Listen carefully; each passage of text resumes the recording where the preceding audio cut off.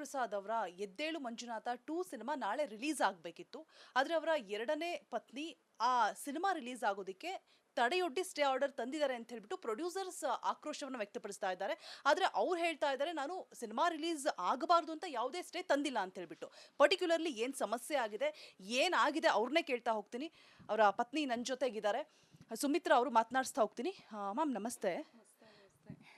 Stay order ತಂದಿದ್ದಾರೆ ಅಂತ producers ಹೇಳ್ತಾ ಇದ್ದಾರೆ, ನೀವು ಹೇಳ್ತಾ ಇದ್ದೀರಾ ಸಿನಿಮಾ ರಿಲೀಸ್ ಆಗಬಾರ್ದು ಅಂತ ನಾನು ಸ್ಟೇ ಆರ್ಡರ್ ತಂದಿಲ್ಲ ಅಂತ ಹೇಳ್ತಿದ್ದೀರಾ. ಏನು ಸಮಸ್ಯೆ ಆಗಿದೆ, ಏನಕ್ಕೋಸ್ಕರ ಸ್ಟೇ ತಂದಿದ್ದೀರಾ? ಮೇಡಮ್, ಸಿನಿಮಾ ರಿಲೀಸ್ ಆಗಬಾರ್ದು ಅಂದರೆ ಮೇಡಮ್, ಸಿನಿಮಾದಲ್ಲಿ ಇರೋವಂಥ ಕೆಲವು ವ್ಯಕ್ತಿಗಳು ವಂಚನೆ ಮಾಡಿರೋದ್ರಿಂದ ಸ್ಟೇ ಆರ್ಡರ್ ತರಬೇಕಾಗಿ ಬಂತು. ಆ ಸಿನಿಮಾ ನ್ಯಾಯ ಸಿಕ್ಕಿದ ಮೇಲೆ ಖಂಡಿತವಾಗಿ ಸಿನಿಮಾ ಅದ್ಭುತವಾಗಿ ರಿಲೀಸ್ ಆಗುತ್ತೆ ಮೇಡಮ್. ನಾನು ಏನು ನ್ಯಾಯ ಕೇಳಿದ್ದೀನಿ ಆ ನ್ಯಾಯ ಸಿಕ್ಕಿದ ಮೇಲೆ ಖಂಡಿತ ಅದ್ಭುತವಾಗಿ ಸಿನಿಮಾ ರಿಲೀಸ್ ಆಗುತ್ತೆ ಮೇಡಮ್. ಏನು ವಂಚನೆ ಆಗಿದೆ ನಿಮ್ಮ ಪ್ರಕಾರ, ಏನು ನ್ಯಾಯ ಸಿಗಬೇಕು ನಿಮಗೆ? ಮೇಡಮ್, ಅದು ಕಂಟೆಂಟ್ ನನ್ನ ಹತ್ರ ಇರುತ್ತೆ. ಸಿನಿಮಾನ ಮುಂದಿನ ಕೆಲಸಗಳನ್ನ ಮಾಡೋದಕ್ಕೆ ಅಂತ ಹೇಳಿ ತಗೊಂಡು ಹೋಗ್ತಾರೆ. ತಗೊಂಡೋಗಿ ಕೆಲಸಗಳು ಮಾಡ್ಕೋತಾ ಇರ್ತೀನಿ ಅಂತ ನನಗೆ ಹೇಳ್ತಾರೆ. ತಗೊಂಡು ಹೋಗ್ಬಿಟ್ಟು ತನ್ನ ಹೆಸರಿಗೆ ಎಲ್ಲ ರಾಮ್ ಮೂವೀಸ್ ಅನ್ನೋ ಹೆಸರಿಗೆ ಬ್ಯಾನರ್ಗೆ ಎಲ್ಲಾನು ಚೇಂಜ್ ಮಾಡಿಕೊಂಡು ಓವರ್ ಆಲ್ ಕಂಟ್ರೋಲ್ ಅವ್ರು ತಗೊಂಡಿರೋ ಕಾರಣದಿಂದಾಗಿ ನಾನು ಸಿನಿಮಾ ನ್ಯಾಯಾಲಯಕ್ಕೆ ಹೋಗಿದ್ದೀನಿ ಮೇಡಮ್. ಸ್ಟೇ ತಂದಿದ್ದು ಅದರಿಂದಾಗಿ. ಈಗ ಸಿನಿಮಾ ರಿಲೀಸ್ ಆಗಬಾರ್ದು ಅಂತ ನೀವೇನು ಸ್ಟೇ ತಂದಿಲ್ಲ? ಸಿನಿಮಾ ರಿಲೀಸ್ ಆಗಬಾರ್ದು ಅಂತಲ್ಲ ಮೇಡಮ್, ಸಿನಿಮಾದಲ್ಲಿ ಮಾಡಿರೋ ವಂಚನೆಗಳಿಗೆ ಅದಾದ್ಮೇಲೆ ಸಿನಿಮಾ ರಿಲೀಸ್ ಆಗುತ್ತೆ ಮೇಡಮ್. ನೀವು ಖಂಡಿತವಾಗ್ಲೂ ಅದು ಏನು ನಾನು ಏನು ನ್ಯಾಯ ಗುರುಪ್ರಸಾದ್ ಇಂಕ್ ಅನ್ನೋ ಬ್ಯಾನರಲ್ಲಿ ರಿಲೀಸ್ ಆಗಬೇಕು ಅನ್ನೋದು, ಮತ್ತು ನಮ್ಮ ಯಜಮಾನ್ರ ಶ್ರಮದ್ದು ಏನಿದೆ, ನಮಗೇನು ಪರಿಹಾರ ಸಿಗಬೇಕು ಅದು ಸಿಕ್ಕಿದ ತಕ್ಷಣ ಖಂಡಿತ ಆಗುತ್ತೆ.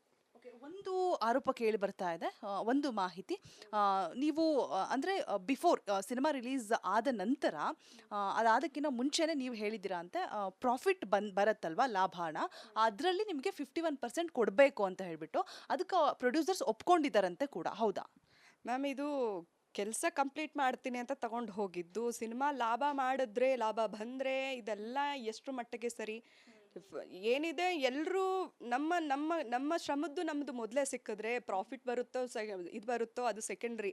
ನಮಗೆ ನಮ್ಮ ಕಂಟ್ರೋಲ್ ಇಲ್ಲದೆ ಇರಬೇಕಾದ್ರೆ ಅವ್ರು ಪ್ರಾಫಿಟಲ್ಲಿ ಕೊಡ್ತಾರೆ, ನ್ಯಾಯಯುತವಾಗಿ ಇಷ್ಟೇ ಆಗಿದೆ ಇದೆಲ್ಲ ನಮಗೇನು ಸಿಗಲ್ಲ ಮೇಡಮ್. ನಮಗೇನಿದೆ, ನಮ್ಮ ಯಜಮಾನ್ರದ್ದು ಕತೆ, ಚಿತ್ರಕಥೆ, ನಿರ್ದೇಶನ, ಸಂಭಾಷಣೆ, ಸಾಹಿತ್ಯ, ಇದಕ್ಕೆಲ್ಲದಕ್ಕೂ ಅವ್ರ ಶ್ರಮಕ್ಕೊಂದು ಪರಿಹಾರ ಸಿಕ್ಕಿದ ಮೇಲೆ ನಾವು ಸಿಕ್ಕಿ ನಮ್ಮ ಬ್ಯಾನರಲ್ಲೇ ಸಿನಿಮಾ ರಿಲೀಸ್ ಆದಮೇಲೆ ಇದು ಯಾವುದೇ ರೀತಿ ಯಾವುದೇ ಸ್ಟೇ ಆರ್ಡರ್ ಇರಲ್ಲ ಮೇಡಮ್. ಆಮೇಲೆ ಇನ್ನೊಂದು ಅಂದ್ರೆ ಪ್ರೊಡ್ಯೂಸರ್ಸ್ ಆಕ್ರೋಶಗೊಳ್ಳೋದಕ್ಕೆ ಮತ್ತೊಂದು ಕಾರಣ ಏನು ಹೇಳ್ತಿದ್ದಾರೆ ಅಂತಂದ್ರೆ, ಮಗುನ ಮುಂದೆ ಇಟ್ಕೊಂಡು, ಅಂದ್ರೆ ಸಾಂಗ್ ರಿಲೀಸ್ ಈವೆಂಟ್ ಅಲ್ಲಿ ಮಗುನೇ ಹೋಗಿ ಹೂಗುಚ್ಚ ನೀಡಿರುತ್ತೆ, ಸೊ ಆ ಮಗುನಿಂದನೇ ಸ್ಟೇ ಆರ್ಡರ್ ತಂದಿದ್ದಾರೆ, ಅದನ್ನ ಮುಂದಿಟ್ಕೊಂಡು ಅನ್ನುವಂಥ ಮಾತುಗಳು ಕೇಳಿ ಬರ್ತಾ ಇದೆ. ನೀವೇನು ಹೇಳ್ತೀರಾ ಇದಕ್ಕೆ? ಮಗುನ ನಾನೇನು ಮುಂದಿಟ್ಕೊಂಡಿಲ್ಲ. ರವಿ ದೀಕ್ಷಿತ್ ಅವರೇ ಮಗು ಕೈಲಿ ಬೊಕ್ಕೆ ಕೊಡಿಸಿ, ಗುರುಗಳಿಲ್ಲ ಅವ್ರ ಕೈಲಿ ಕೊಡಿಸಿ ಅಂತ ಹೇಳಿದ್ರು, ಕೊಟ್ಟಿದೆ.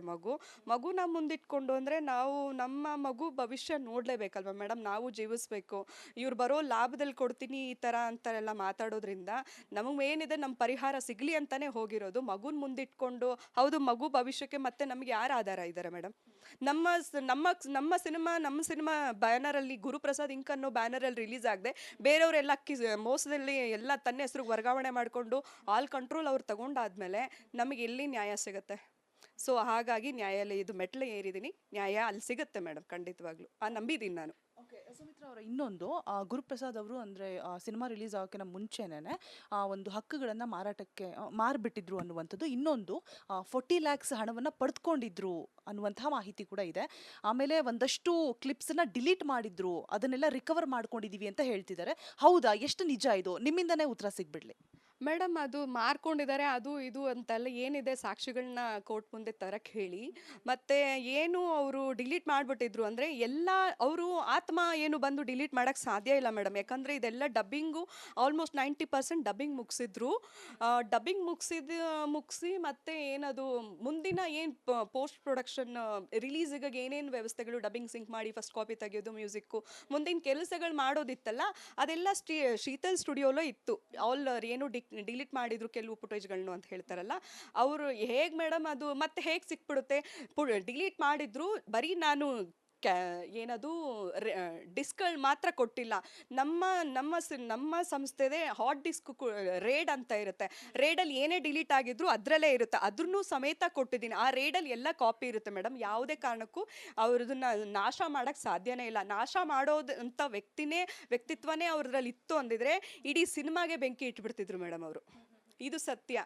ಯಾವ ಏನೋ ಒಂದೆರಡು ಸೀನ್ಗಳನ್ನ ಡಿಲೀಟ್ ಮಾಡಿದ್ರು ಅವರೇ ಹೇಳ್ತಾರೆ, ನಮ್ಮ ಎಡಿಟರೇ, ಮೇಡಮ್ ಎಲ್ಲೋ ಮಿಸ್ ಆಗಿತ್ತು, LCR ಅಂತ ಲಿಂಗರಾಜು ಅನ್ನೋ ಫೋಲ್ಡರಲ್ಲಿ ಸಿಕ್ತು, ಅದು ಆ ಫೋಲ್ಡರಿಂದ ರಿಕವರಿ, ಆ ರೇಡ್ ಅನ್ನೋದು ಅವ್ರ ಹತ್ರನೇ ಇದೆ. ನಾನು ಬರೀ ಡಿಸ್ಕ್ ಮಾತ್ರ ಕೊಟ್ಟಿಲ್ಲ, ಡಿಸ್ಕ್ ಮಾತ್ರ ತೊಗೊಂಡೋಗಿ ಅಂತ ಕೊಟ್ಟಿಲ್ಲ, ರೇಡ್ ಸಮೇತ ವಿತ್ ವಿಡಿಯೋ ಇದೆ. ನಮ್ಮ ಇವ್ರು ಎಂಟ್ರಿ ಆಗಿದ್ದು, ಎಕ್ಸಿಟ್ ಆಗಿದ್ದು, ರೇಡ್ ತೊಗೊಂಡೋಗಿದ್ದು, ಮತ್ತೆ ಎಲ್ಲಿ ಎಡಿಟಿಂಗ್ ರವಿ ದೀಕ್ಷಿತ್ರು ಅನ್ನೋರ ಮನೇಲಿ ಎಡಿಟಿಂಗ್ ನಡೀತಾ ಇತ್ತು ಅಲ್ಲಿಗೆ ರೇಡ್ಗಳು ಹೋಗಿರೋದೆಲ್ಲ ಇದೆ, ರೇಡ್ ಸಮೇತ ಕೊಟ್ಟಿದ್ದೀನಿ. ಅದರಲ್ಲಿ ಇರುತ್ತೆ, ಯಾವುದೇ ಒಂದು ಸಣ್ಣ ಇದನ್ನು ಕೂಡ ಅವರು ಮಿಸ್ ಮಾಡ್ಕೊಳಕ್ಕೆ ಸಾಧ್ಯ ಇಲ್ಲ ಮೇಡಮ್, ಎಲ್ಲ ಅದರಲ್ಲೇ ಸಿಕ್ಕಿದೆ. ಇದು ಇವರೇನೋ ಕಾಂಟ್ರವರ್ಸಿಗೆ ಇವ್ರು ಸುಳ್ಳು ಊಹೆ ಪಾಹೆಗಳು ಮಾತಾಡ್ತಿದ್ದಾರೆ. ಅದೆಲ್ಲ ಸುಳ್ಳು ಅಂತ ಹೇಳ್ತಿದ್ದೀರಾ ನೀವು, ವದಂತಿ? ಹೌದು ಮೇಡಮ್, ಖಂಡಿತ ಹೌದು. ಇದೇನೇನು ಅವರು ಆಡಿಯೋನ ಲೀಕ್ ಮಾಡ್ತಿದ್ದಾರೆ, ಜೊತೆಗೆ ಇದು ಡಿಲೀಟ್ ಮಾಡಿಬಿಟ್ಟಿದ್ರು ಅಂತ ಹೇಳ್ತಾರೆ. ಆಮೇಲೆ ನಾನು ಬದುಕಿರೋ ವ್ಯಕ್ತಿ ನನಗೆ ವಂಚನೆ ಮಾಡಿ ಎಲ್ಲ ಅವ್ರ ಹೆಸರಿಗೆ ಟ್ರಾನ್ಸ್ಫರ್ ಮಾಡ್ಕೊಂಡ್ಬಿಡ್ತಾರೆ. ಇದೆಲ್ಲ ಎಷ್ಟು ಮಟ್ಟಿಗೆ ಸರಿ ಮೇಡಮ್ ಹೇಳಿ? ಈಗ ಗುರುಪ್ರಸಾದ್ ಇಂಕ್ ಅನ್ನೋದ್ರಲ್ಲಿ ಮಾಡಿರೋ ಸಿನಿಮಾನೇ ರಾಮ್ ಮೂವೀಸಿಗೆ ವರ್ಗಾವಣೆ ಮಾಡ್ಕೊಬಿಡ್ತಾರೆ, ಅವರೇ ಫೋರ್ಜರಿ ಎಲ್ಲ ಮಾಡ್ಕೊತಾರೆ. ಅಂದರೆ ಇದನ್ನು ಸುಳ್ಳು ಹೇಳೋದ್ರಲ್ಲೇ ಇಲ್ಲ ಅನ್ನೋದ್ರಲ್ಲಿ ಏನೂ ಇದಿಲ್ಲ ಮೇಡಮ್, ಇದೆಲ್ಲ ಸುಳ್ಳು. ಆಡಿಯೋ ಕೇಳಿದಾಗ ಪರ್ಟಿಕ್ಯುಲರ್ಲಿ ಫೈನಲಿ, ಸೊ ಅದರಲ್ಲಿ ಎಲ್ಲೋ ಒಂದು ಕಡೆ ಮನಸ್ತಾಪ ಇತ್ತಾ, ವೈಮನಸ್ಸಿತ್ತಾ ಅನ್ನುವಂತಹ ಮಾತುಗಳು ಕೇಳಿ ಬರ್ತಾ ಇದೆ. ಸೊ ನೀವೇನು ಹೇಳ್ತೀರಾ? ನಿಮ್ಮ ಅವರ ಸಂಬಂಧ ಹೇಗಿತ್ತು? ಮೇಡಮ್, ಅವ್ರ ಸಂಬಂಧ ಇವರು ಚಿಕ್ಕಪ್ಪ ಅಂತ ಕಳಿಸಿದಷ್ಟೇ ಬಿಡಿ ಮೇಡಮ್. ಇವರೇನೋ ನಾನು ಈಗ ಸ್ಟೇ ಆರ್ಡರ್ ತೊಗೊಂಡು ಬಂದಿದ್ದೀನಿ ಅನ್ನೋ ಕೋಪಕ್ಕೆ ಸಂಬಂಧಿಕ ಅಂತ ಅವ್ರ ಹತ್ರ ನೋಡಿ, ನಮ್ಮ ಮಗುಗೆ ಹಿಂಗಾಗಿದೆ, ನಿಮ್ಗೆ ಗೊತ್ತಲ್ಲ, ನಮ್ಮ ಮಗು ನೀವು ನಮ್ಮ ಮನೆಯವ್ರಾಗಿರೋದ್ರೆ ನಿಮ್ಗೆ ಹೇಳ್ತಾ ಇದ್ದೀನಿ ಕೇಳಿ, ಹಿಂಗೆ ಅಂದಿದ್ದಾರೆ, ಅವ್ರಿಗೊಂಚೂರು ಬುದ್ಧಿ ಹೇಳಿ ಅಂತ ಕಳಿಸಿದ್ದೀನಿ. ಅದನ್ನವರು ಸ್ಟೇ ತಂದ್ಬಿಟ್ರು ಅಂತ ಅದನ್ನ ಇಟ್ಕೊಂಡು ನನ್ನ ಮೇಲೆ ಅಪಪ್ರಚಾರ ಮಾಡ್ತಿದ್ದಾರೆ. ಅದರಲ್ಲೇ ಗೊತ್ತಾಗುತ್ತೆ ನಾನು ನನ್ನ ಗಂಡನ ಯಾವುದೇ, ನಮ್ಮ ಇಬ್ಬರ ಮಧ್ಯೆ ತುಂಬ ಚೆನ್ನಾಗಿ ಬಾಂಡಿಂಗ್ ಇತ್ತು ಮೇಡಮ್. ಅವ್ರು ನನ್ನ ಹೆಸರು ಹಿಡಿದು ಕರಿತಿಲ್ಲ, ರೀ ಮರ್ಯಾದೆ. ಅವರು ಸಿನಿಮಾಗೋಸ್ಕರ ಎಲ್ಲರೂ ದೂರ ಇಡೋರು.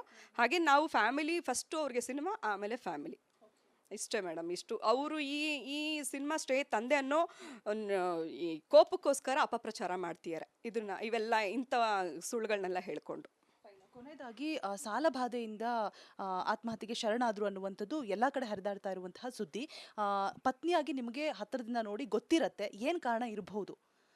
ಮೇಡಮ್, ಅವ್ರಿಗೆ ಸಿನಿಮಾ ಸೋಲು ಅನ್ನೋದು ಬಿಟ್ಟರೆ, ನಾನು ಏನೋ ಅದ್ಭುತ ಸಿನಿಮಾ ಕೊಡಲ್ಲ ಅನ್ನೋದು ಬಿಟ್ಟರೆ ಯಾವುದೇ ಸಾಲ ಬಾಧೆ ಇಲ್ಲ ಮೇಡಮ್. ಯಾವುದೇ ರೀತಿ ಸಾಲಗಳು ಮಾಡ್ಕೊಂಡಿರಲಿಲ್ಲ ಅವರು, ನನಗೆ ಗೊತ್ತಿರೋ ಪ್ರಕಾರ.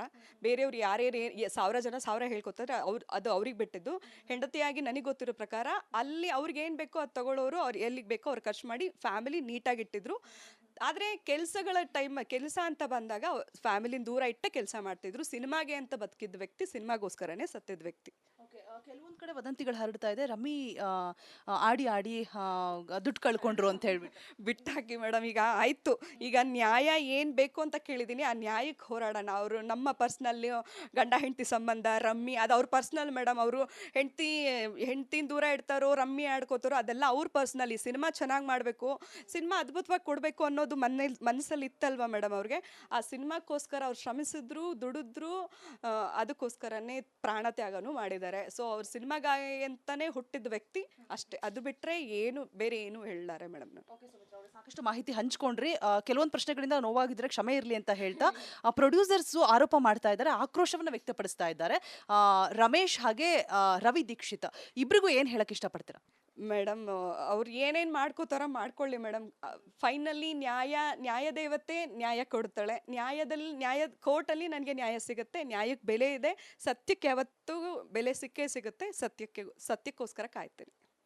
Thank you so much. ಸಾಕಷ್ಟು ಮಾಹಿತಿನ ಹಂಚ್ಕೊಂಡಿದ್ದಕ್ಕಾಗಿ, ಹಾಗೆ ಸಿನಿಮಾ ಅದ್ದೂರಿಯಾಗಿ ರಿಲೀಸ್ ಆಗಲಿ, ಗೌರವಪೂರ್ವಕವಾಗಿ ಸಮರ್ಪಣೆ ಆಗಲಿ ಅಂತ ಹೇಳ್ತಾ ಗುರುಪ್ರಸಾದ್ ಅವರಿಗೆ ಧನ್ಯವಾದ ನಮ್ಮ ರಿಪಬ್ಲಿಕ್ ಕನ್ನಡ ಜೊತೆ ಮಾತನಾಡಲಿಕ್ಕಾಗಿ.